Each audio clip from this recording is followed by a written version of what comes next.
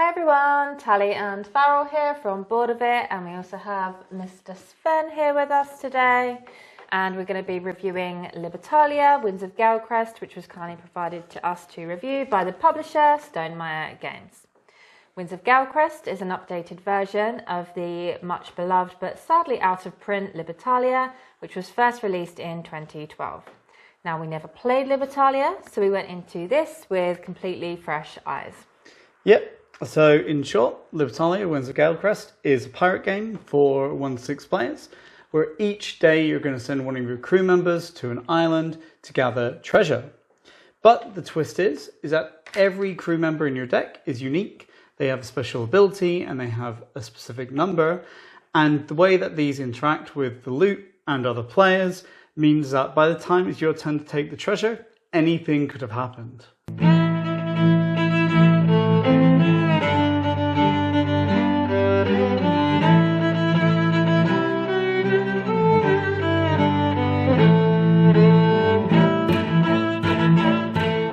First thing you're going to do is decide which side of the board to use, because depending which side of the board you use will change what the loot tokens do when you gain them. Next, you're going to set out a number of loot tokens equal to the number of players on each of the first 4 days on the voyage track. Lastly, one player will shuffle their deck and draw 6 cards. They'll then tell all the other players what cards they've drawn, and all the other players will find these cards in their deck, so everyone starts with the same randomized 6 cards. Each day, the players will secretly pick a crew member to send to the island, and all the players will reveal at the same time. Your decision will likely be based on what treasure is available, what rank of characters you have in your hand, and your character's abilities. This is because once the characters are on the island, they get ranked from lowest to highest, with reputation breaking ties. Then, from lowest to highest, the characters' daytime abilities are activated if they have any, and then once we get to the end of the line, the player that has the highest rank then gets to choose their treasure first, and then so on back down the line. And at the point of picking treasure, any dusk abilities are also activated.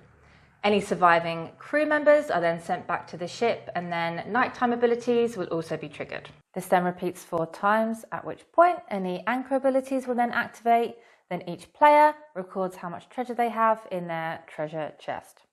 Then everything repeats again from the point of drawing 6 new characters, except each voyage lasts 1 day longer than the previous one, and there are 3 voyages in total. The winner, unsurprisingly, is the player that has the most treasure, a la doubloons, in their treasure chest at the end of the 3 voyages.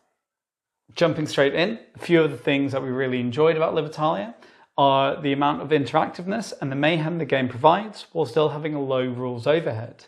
This is a kind of game where one turn you're going to be groaning because somebody sabred you and now you don't get to take any loot, and the next turn you're going to be laughing riotously because you did something clever and you stole loot out from under the nose of someone else who was sure they had it. It's pure chaotic fun, and pure chaotic fun that you can set up, teach and be playing in under 10 minutes, which I think is pretty admirable. And a lot of the fun actually comes from the fact that it's almost impossible to predict the cascade of interactions between the character actions, the card numbers, and the loot tokens that are available. So almost every turn you're treated to a dramatic reveal and a surprising twist on what you thought would happen. Libertalia also has a great arc because as the game goes on, it gets more asymmetric and therefore more zany. We really love the design where you keep the cards that you didn't play in your hand between voyages. So it means that the players start off with exactly the same hand on day 1, voyage 1, but then end up with something unique by voyage 3. It's also super interesting to see how different players will work with the same cards that everyone has been given. Do you go for the super obvious choice of when to play a specific card, or do you hold that card back for a later round and surprise your other players with a sharp tactical move because they've played that card long ago and they've forgotten all about it? And this is a bit of a theme running through the game, in that you'll be playing mind games with the other players all of the time. That player's likely going to play that card, so I should play this card. Or, no, I can't play this card now because they still have it in their hand, and if they play it too, it's going to cancel mine out. It's where the game design of Libertalia really shines, because the simple rule of highest ranked character gets to pick their treasure first will almost certainly be turned on its head by the interesting actions available for the lower ranked characters, so you never really know where you stand or what you're going to get. However, this aspect might grate on some, because often you can feel like you have very little control over your situation because of how chaotic the game is, and sometimes you might just wonder if playing a random card, you might just be just as well off. Libertalia is a good game, but it's not a perfect game. Because of the randomness of the cards and how they interact with each other or the loot tokens on the board, there's a tendency to occasionally have dud or by the numbers turns.